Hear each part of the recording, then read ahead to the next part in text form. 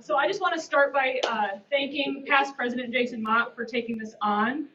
He really tried to get a visioning committee going during his presidency so that we would be a year ahead. But this does place us in about 2030 for our visioning. So a couple months ago, he got us together at Dozer Park, and there were several of us that got together and did an entire day with district leadership to do a visioning. So it's kind of a train the trainer thing. There is curriculum, there is a format. So we weren't just in a room, you know, coming up with ideas out of the blue. It was guided by our district leaders. So I want to just preface with that it was a good session, and I'm going to tell you all about it today. All right. So I just want to acknowledge those that were on the committee. So I'm going to read the names, and if you are here, please stand because the club would like to thank you on our behalf for stepping up and putting in the work for this. So it was led by past President Jason Mott, myself, John Meisinger, Robin Barnes, who is on Zoom, I believe, Jared Hallman, Tom Simpson, Lee Grebner, Julie Bonar, Lynn Coleman, Beth Houlihan, Andrea Tortora, Kurt Norris, Stacy Kidd, Jim Tomlin, Brent Ost, Jeffrey Allen, and Scott Paulson.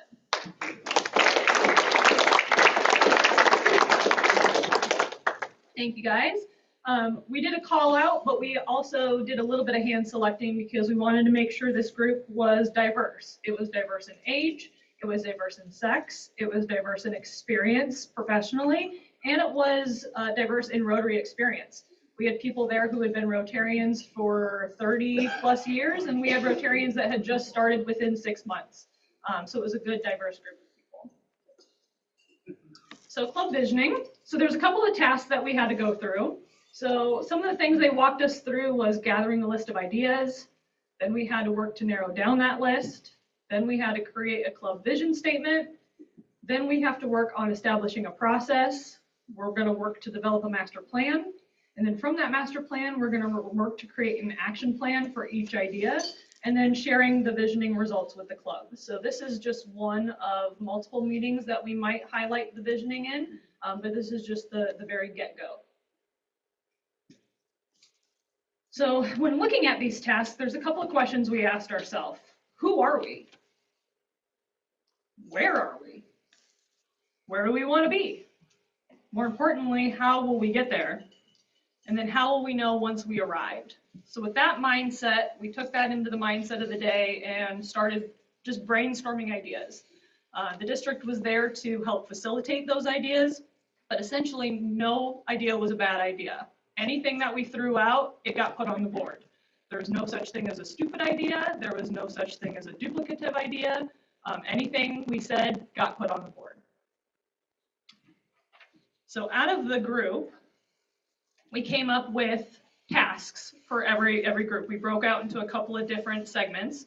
So there's a group that consolidated and gathered the ideas. That was Lee Grebner, Julie Bonar, and Lynn Coleman. We had a group that came up with the club statement, and that was Beth Houlihan and Andrea Tortora. And then we have an impact team, which is Robin Barnes, Jared Hallman, and Tom Simpson.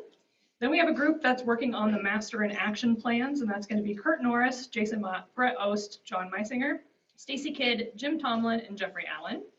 Then one of our tasks is to create a service day, and Scott Paulson is going to lead the charge in that. And then as your president, I'm in charge of presenting the results. So some of the things we worked through was the master plan. Where do we want to be? So all of this comes with schematics and documents. So again, we're not doing this blind. There is a format and a formula to do this. So this is just an example of what our committee members are working through when we're working through these ideas. So first, they'll take the ideas that I'll talk about in a minute, and they will put it into this master plan with some goals attached and some assignments attached. And then from this master plan, we'll then move into our action plan. So each little box of that master plan will have boxes within the action plan. So these are the templates that the committees are working through when we're talking about our visioning. Because it's great to have a goal, but if we don't have an actionable plan to go with it, it kind of goes nowhere. So club visioning focus. So what did we end up focusing on? We decided and came up with 8 areas of focus. Now, we did a reel about this, so if you went on social media, you kind of saw the videos from that day. We had giant Post-its around the entire room that had tons of notes on them. And then we went through and put sticky notes, different colored sticky notes on the ones we agreed with the most. And then the task that, or the committee that I talked about earlier was tasked with taking all of those Post-it boards home and going line by line and consolidating everything. So the consensus out of the visioning came up with these 8 ideas of focus.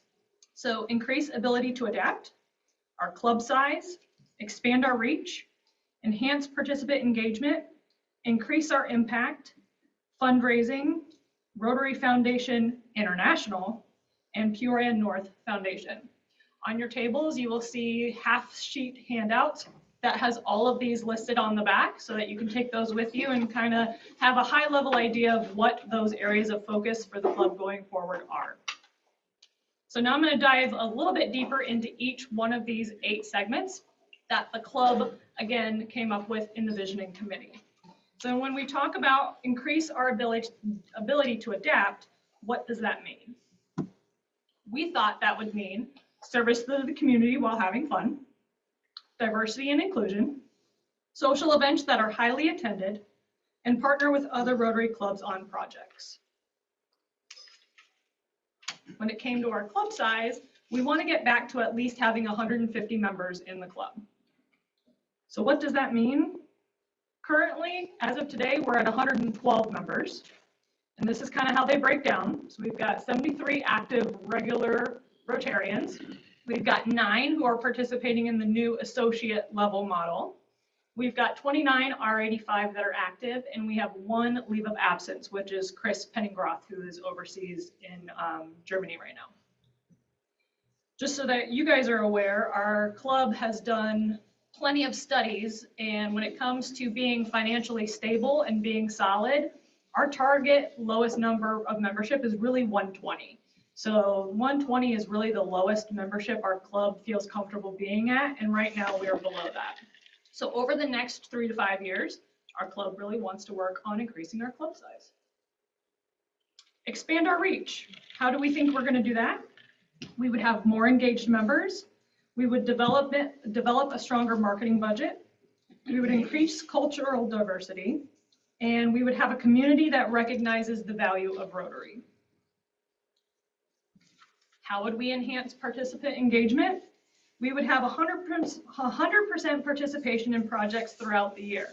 So that doesn't mean every member coming to every project. That means that at some point within the Rotary year, every Rotarian is doing some project. We would offer regular service projects at meetings. That would help with that project number. And then we would work to develop leadership succession plan. And that's not just for our club leadership, but also the leadership within committees. How do we create succession plans so that committees continue to stay strong? How we think we're going to increase our impact. We would love to do local projects with Interact and Rotaract. And we would like to solicit the community for ideas, their ideas for projects, not just from within our club of what we think is important, but what the community thinks is important. Fundraising, we would love to see the Mardi Gras goal get up to $50,000 raised. For your information, last year we raised $30,000. We have yet to see what this year comes, but if we could get a signature fundraiser that could raise at least $50,000 by 2030, we think we're going to be in good standings to do some awesome international projects. Rotary Foundation International. This is the Rotary Foundation of the International Club. That's the Paul Harrises that we see. Those are the Every Rotarian Everywhere. And so our club thinks we need to have some education about the annual foundation giving. Now we do yearly have a presentation. I'm going to be very honest when I say the foundation doesn't do that great of a job of giving marketing for the clubs to explain the foundation. We do great at ending polio, we do great at Paul Harris, but it's really difficult to talk about the International Foundation and all the things that they do. So last year's meeting, I created our own PowerPoint and I created that template for everybody. It didn't just exist for us to give out. So it sounds like a very simple thing, but it can be very convoluted. And it's important for members to know where their money goes internationally outside of the club. Rotary Club of Peoria-North Foundation. So this is our foundation. We're very unique in that we are a club that has its own foundation. This is outside of the Rotary Foundation for International. So this is our annual appeal. This is our Ed Siebert Fellows. So this is all our personal club foundation, and we would love for that endowment to eventually reach $1 million. So that's a big goal, but we would love to get that by 2030 in the next 3 to 5 years. And so you're aware, here's the current breakdown. So we currently sit at 7,560 in all 5 endowments. This is how the endowments break down. But I wanted to make a note here. That sounds like a lot of money, and it is, especially for a Rotary Club, but not all this money is touchable, right? It's in an endowment. So like the PN Club Reserve, for example, of almost 70, that is a fund that doesn't get money put into it unless we have overflow from years prior. And that's our reserve, so it's really our rainy day cash fund. So if the club gets into trouble, hence being under 120 members, we can then use that fund to offset the cost of the club. When the appeal maybe isn't as high as needed, when we've got additional projects that come our way, that's some of the things that we can do. A lot of these funds that are endowed are restricted to specific things such as scholarships. So it is a lot of money and we're growing it, but it's not all money we can access today. So I want to be very clear in that. The Rotary North Foundation has done great presentations about our foundation and where the money goes.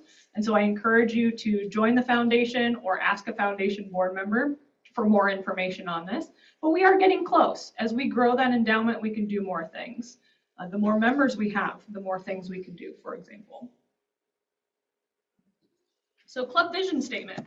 That is the other side of that little half card that I handed out today. But I did want to share with you the International's vision. So vision statements are usually pretty short, but this is the vision for our visioning committee. So ours is a little bit longer, but Rotary International is together, we see a world where people unite and take action to create lasting change across the globe, in our communities, and in ourselves. And then from a marketing standpoint, I get kind of geeked at it. Together, people create change. So that's Rotary International's. It's supposed to be something easy to remember. So this is all of our visions as Rotarians, but we had members of our club who took all of this data from the visioning and created a visioning statement for this next 3 to 5 years. So that's why I printed it out for you, because it is rather long, but they really incorporated all the 8 elements that I just talked about in this visioning statement. So I'm going to read that to you. It's on the screen. It's in front of you. The Rotary Club of Peoria-North endeavors to increase our ability to adapt, grow our membership, expand our reach, enhance participant engagement, and increase our impact, all while continuing our tradition of serving the community while having fun. We plan to achieve this by encouraging members to get involved in social and volunteer activities, participating with other Rotary clubs, increasing our cultural diversity, and sharing the value of Rotary with the broader community. We commit to regular offerings of in-meeting service projects. We will partner with Interact and Rotaract on local projects and seek project ideas from the community. To increase member contributions to the Rotary Foundation and the Rotary Peoria-North Foundation, we will offer more education about annual giving and the impact members can make locally and globally. So that was a mouthful for a vision, but I think it really encompasses, I think the team did a great job of encompassing everything that we took from that visioning committee and putting it to a piece of paper. So I want to give them kudos for that, because that was a big task.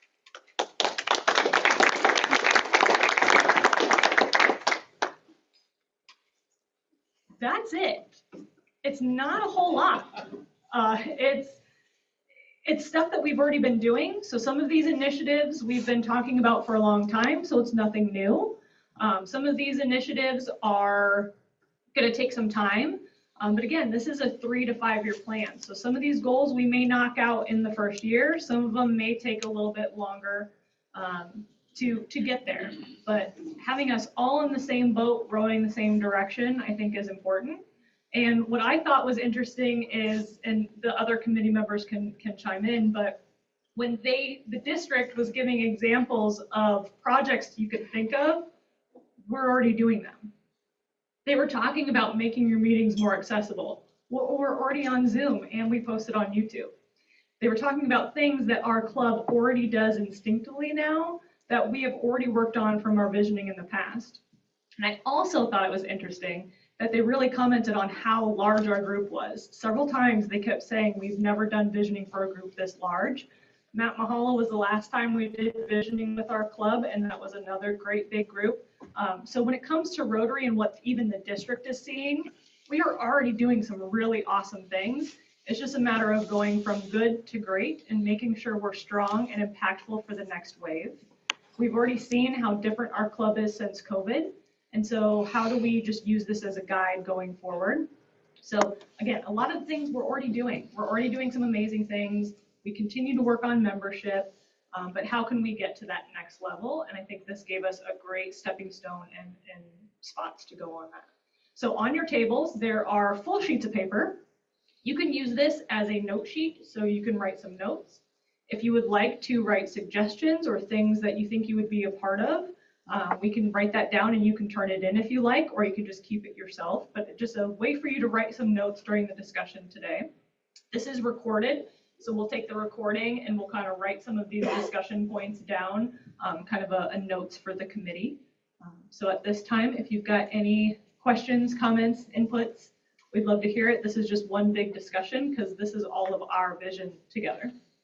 Hey, Ashley, question. So our rainy day fund, how often have we touched that before? Or do we have any context to that before or after COVID? Or is that just where we made that determination that 120 is our magic number now, or have we had to touch it before? I can't make that exact comment. Someone from the foundation probably can. We can get you the microphone. But it was Heather Longfellow that did a lot of the work, and she crunched all the numbers to figure out kind of what our scare spot is, if you will. We're very lucky that we have a Joanna. And we can only have a Joanna when we have enough members. And there's a lot of things that go into that. Our dues go to international. They don't necessarily come here. It's our meals. It's everything on top of that help with Joanna, for example. I don't know about you guys, but I would not have said yes to president if we didn't have a Joanna. Oh, yeah. I'll second that. We all said that. Yeah, our finance, our secretary, a lot of our board positions and volunteer positions get taken care of by Joanna. So all of that, Heather Longfellow kind of crunched those numbers.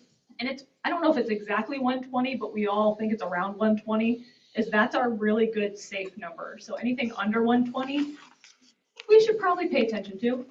So we're in that level, but I don't know if we've actually had to touch that. There are years, we're a nonprofit, we're supposed to be zero. So there are some years that we've gone under and been negative, and there's some years where we've been positive. It just kind of depends on our membership. And so there's no real incoming funds unless we are over for that 1 year. But that's not, that's a fund that's not restricted.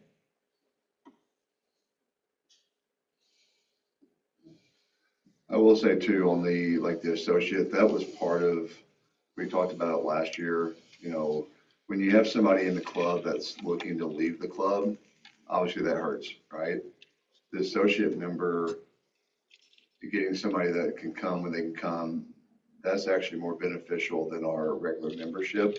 If somebody's coming to every meeting, we know that if somebody comes to the meeting and they don't have lunch, that's an indirect fundraiser for us. If somebody that's coming quite a bit, then their membership is being what comes in goes out. The associate member, I set it up that way. The reason I set it up was if we had more associate members as we get people, it's actually better financially for the organization because more money goes back in our pocket than it does the other way.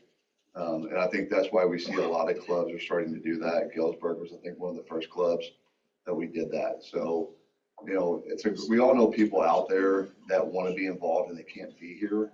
That's why we created that. That's a great way for us. If we can grow that associate member, that's a great way to grow that number. It doesn't mean they have to be here every week, but they want to be involved. They want to be in and give out in the community and do things with us.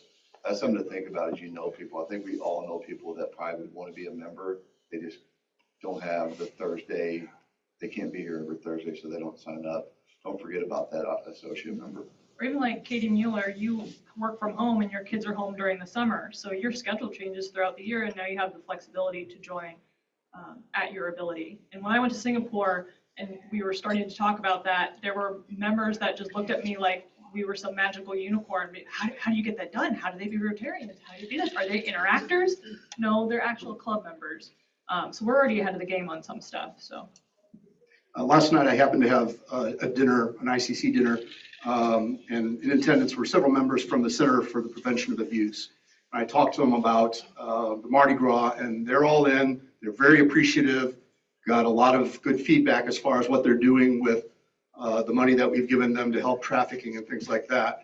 And I know the Mardi Gras event for this February is directed towards that again. I'm going to put Adam on the spot and ask him to kind of give us an update on that international project, because those are sort of two big things we have going right now. And I didn't talk to Adam, I'm sorry, but just because we're talking about planning, Yeah. and I want to sort of know an update of where you're at, where your needs are going to be, so we can plan for the next few months or so. That's a great question. Mardi Gras came out of a passion project of Jen Berwitz, but it's also an international project, so it might not be human trafficking all the time. It can't be human trafficking all the time. So in next year's event, it might be for our water project or some other international project. So take it away. Well, let me get my notes out. Oh, wait. Someone just gave me a microphone. We've Thanks, only guys. been working on this for months. Yeah, so actually, yeah, okay, so let me think. So there are like 6 different groups that we're trying to kind of coordinate with to get this done. For those that don't know about it, Rotary has a process which you leverage the International Foundation, of which you can do a global project. To do a global project, you have to partner with a club that is in another country that has a project that's worthy to do. And we partnered started with my daughter being involved with the Engineers Without Borders, and they identified a village that needed water in Rwanda. And she reached out to me to ask for like $100. And I said, well, maybe there's something more we could do. Rotary, we've talked collectively about Rotary global grants for years, and we've never done anything.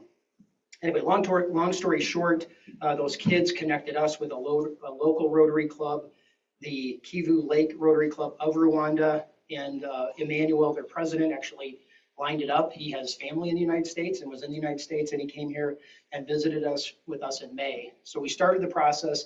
Andrea Totora has been integral in helping do a lot of the heavy lifting on the writing. So we came up with a draft, and we've had, I'll skip over stuff because I could go on for 15 minutes. But long story short, we've had some starts, some stops, we've been learning stuff. The district is super supportive. There's an endowment that we discovered that they need to use, that our district has gotten money. So long story short, this is adding up. The project, they need like $130-some thousand to pull this off.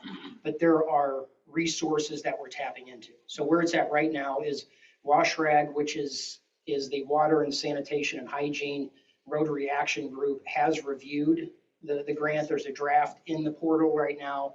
And we're getting the memorandum of understanding signed by all these different parties. There's a non-government organization that we're partnering with as well in the country. So I have in my inbox, is a really busy week, the last 2 weeks for my business. So I'm a little behind in my emails, but we're waiting to get this memo done. My goal is to lift it all in and have an official application to the RI Foundation with hopefully a lot of the things that they can poke holes in solved before they get it. So the plan would be to start the project in May of 2025 is an ambitious goal, but I think we're almost there. So we're close, and the district has been great. Neil, the past district governor, so they've been really good to work with, and I want to give credit to Andrea as well. She's been in there, and I've been trying to copy Ashley, and Mott's been on a few calls too. Do you have an idea of where we can fit in the next 5 months to assist? Yes, once I lift it in there, and I think we're a go, I'm going to ask everybody to kick in some money, financially, what you're comfortable. I know we ask for money all the time, but I'm gonna probably reach out to a few members. I've kind of committed us to raise about 20 grand of the 137, but Engineers Without Borders is raising like 40. We have the endowment, then we have a grant, and the global grant money. So there's, the idea would be, hopefully I can get all these things in my head down on paper so we can repeat this if we pull this thing off, but it's gonna be pretty cool when we do. And so anyway, that's where we're at. So I'm hoping we'll get it officially in there approved, and then I'm probably gonna ask money. There is, this is way premature, but I did ask the Kivu Lake if we put together a small team to come in May. The Engineers Without Borders group is there the last couple weeks of May. I asked them, could we figure out a way to get, we had 5 to 7 Rotarians that wanted to come to be there, to just like when starting the project and help out a little bit on the ground, and they loved that idea. But I have no idea how to pull that off. But anyway, just a thought, because I know when the visioning, I was involved with that process when, Matt, was that 10 years ago? Yeah. Wow. Yeah, Mhm. We're a little old. behind. I'm getting old, but that global grant thing was something we talked about then. So it's, and then, Matt and Mark and I, we kicked that around for a decade. So we're close, so stay tuned, and sorry it took up so much time. No, Tom Simpson has a question.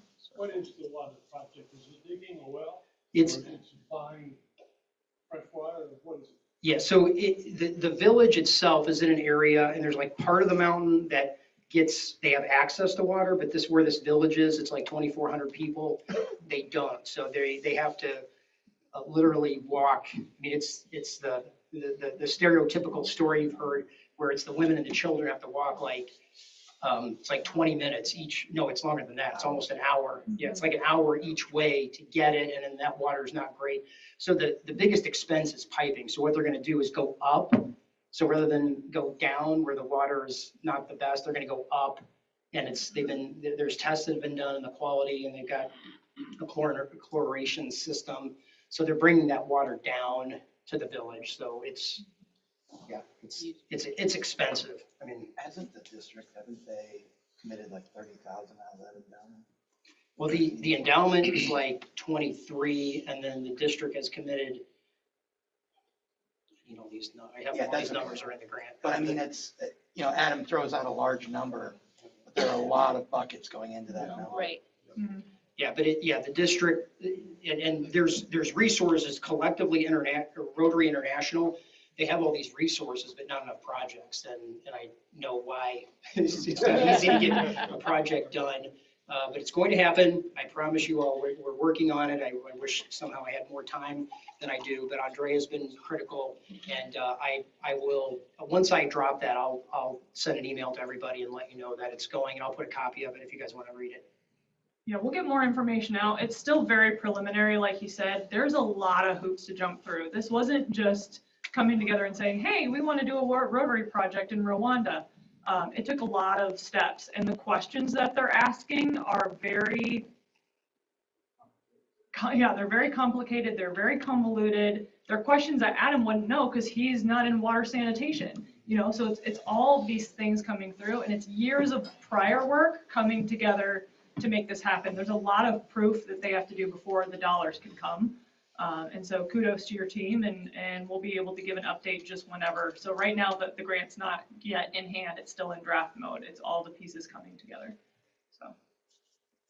Got a question online here. Have we ever considered having a booth at the art fair, for example, talking about Rotary and asking people to join? It's a great idea. No. So I don't think we have that I'm aware of. I don't know if they have informational booths at the art fair. They do, nonprofit. Okay. Do, but most of them have something to do with art. Yeah, yeah. But So she's saying most of them have something to do with art, so we're not exactly a great fit. we have a place for it, and so if you want to do something like that, we have volunteers for Saturday and Sunday to be there. Yep. If people stop by, great. And, sometimes they don't get very much attention over there. Yeah, that's okay. But Yeah, so there's nothing off the table. If you have something in the community that you think we need to be a part of or be at, we've got a very, very small budget for marketing. As someone who's in marketing, I can tell you it's peanuts. But there are things that we can be doing. Like, for example, the Mardi Gras, we'll be spending some dollars to really try to promote and advertise that. But really just that comes down to, how does the community know about us? Are we just, and this is not going to be a great compliment, but are we just a bunch of white people that sign checks to make things happen? That might be someone's Rotary idea. How do we change that? How do we change that we're just the people that come and have lunch each week? We've got to be out in the community showing people what Rotary is about. And some of that is just your interactions with people as Rotarians, inviting people to things. But some of that comes down to marketing as well. How are we telling those stories? Rotary International does a good job of putting things together in a brand central, but if we don't have the funds and the effort to push that out, that could be difficult. It could also be difficult sharing some of the Rotary International projects because we aren't always going overseas, and that might be a false advertising to someone who really thinks that we're going on mission trips and stuff. So marketing's really got to be a collective effort from the community. So if there's ideas of where we can get in, especially low cost or no cost, that'd be fantastic. But social media is a great way to do that. So if you're on our social media, we're on Instagram, we're on Facebook, like and share the stuff that we're doing and encouraging your networks to get involved as well. Jim? So as INDOC chair, I have not done an INDOC in a couple months. So my suggestion would be to do a formal membership drive, maybe the first part of the year. We haven't done one of those in a while. And maybe we can pick up a few more members by formally doing a membership drive. Yeah. We also have, I'll start bringing them again. For those of you who did not get a nice cut card, I didn't have time to hand cut them, so you can cut them yourselves. But I had created, when we first did the associate member, I created a membership card that kind of has the breakdown of each membership. So that's something that we can put out, that you can hand out, you can email out, because it really just breaks down every single, like, what is Rotary. So hopefully that'll be an easy thing to share, because the easier it is for you to give out, the easier it is for you to make that ask. At one time when Colleen Kimball was a member and on our PR committee, she created little let me treat you to lunch cards, like little business cards. Maybe that's something we could bring back, but all of that costs money. And so we have to make sure we've got the funding to be able to print 1,000, 2,000 lunch cards and things like that. Actually, So we have some. we have some still? Yeah. Okay. So a lot of good ideas here, and something our church has done downtown, First United Methodist Church, is because our numbers are going down too, like I think most churches. And so we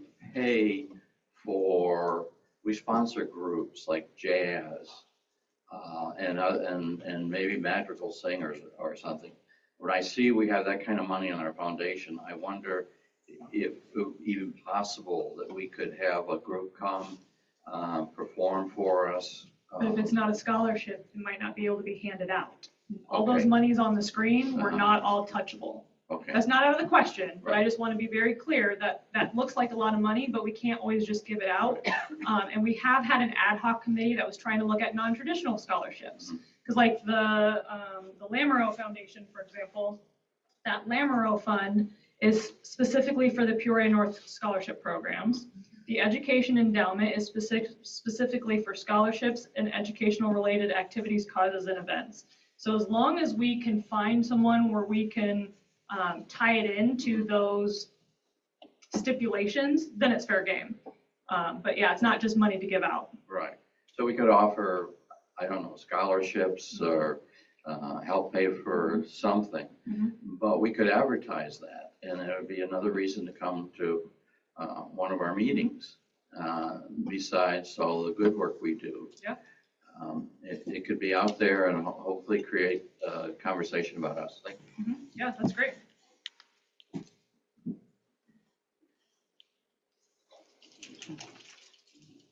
We do have some of those lunch cards you just talked about, so I'll put them back by Joanna if you guys want to grab some. It just says, be my guest for lunch. It's got our address, it's got the date, it's got the time, and then it's got a place for you to put your name, your phone number, and your email.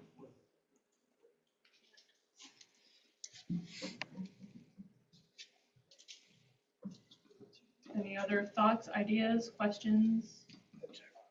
Like I said, most of this stuff we're already doing, but how do we take it to the next level and get it there? You know, I think we've done a great job adapting, but what's the next thing we need to adapt to? You know, I know there's a lot of clubs that lost a lot of members during COVID, and we jumped, no questions asked, straight into digital. And here Jeffrey Allen is still letting us go strong, but he's also the only one doing it. So when he gets burnt out or can't be here, we're cut off at the legs for our digital. So how do we get that club engagement to make sure the activities that we're choosing to do are staying strong? The more members we have, when we were 160 members plus, it was really easy to get people involved. Now at 112, it's a little bit harder. We've got so much to do with so less members, and we're still working to get everything done. So think about what you're passionate about in the club. I think we are, again, unique in that we have all these offerings. So what might set my heart on fire with Rotary might not be the same thing that sets your heart on fire, and that's okay. That's what our Rotary is. Rotary is going to be a little bit different for everybody, but we hope within this visioning, within some of these buckets, you can find your Rotary why and get involved in one of those buckets and become passionate about it and make us bigger and faster and stronger and keep us one of the elite clubs in our district. Every time there's a district meeting, they always get brought up for our membership size and the things that we're doing. But there's so many more things that we can be doing if we put our heart and soul behind it. And again, if we're all in the same boat, rowing the same direction, we'll absolutely get there. So feel free to take those notes home, sit on this, gather your ideas. And then again, we don't have any actions on these, so these are not actionable yet. The committee will be looking at these ideas and kind of coming up with a game plan for what these high-level buckets could mean. So, got any questions? Reach out to Joanna. They can pass those along. I'm gonna say, do you want to say if you have them, you can drop them off to Joanne on the way out? Yeah, if you want to turn something in, you don't have to. That's not a requirement at all. But if you would like to turn some of your notes or thoughts or ideas, you can also email Joanna as well if you sit on something and think about it later. Because again, most of these, again, we're already doing, but how do we do them so that we're bigger and faster and stronger and we continue to make these some of our top initiatives? Now, the last thing I'll say is if you don't want to fill something out, you don't have a conversation, you can even email things to me and then I'll get them through our committee as well. So if you think of something over the next, whatever it is, if you have an idea, something for the visioning, feel free to shoot me an email to it, pull me aside, and I'll funnel it through our committee as we get through that as well. This isn't something every club does, so I want to thank our club for having the vision to do a visioning session, and to those members who are stepping up to add this to their plate of service for Rotary. So thank you so much again to the committee. Thank you for everyone who was involved in that project and for all of you for attending today and listening. Even if you don't sign up for a committee, you're still a Rotarian, so you're still a part of this vision. So thank you so much for the role that you play in making us a successful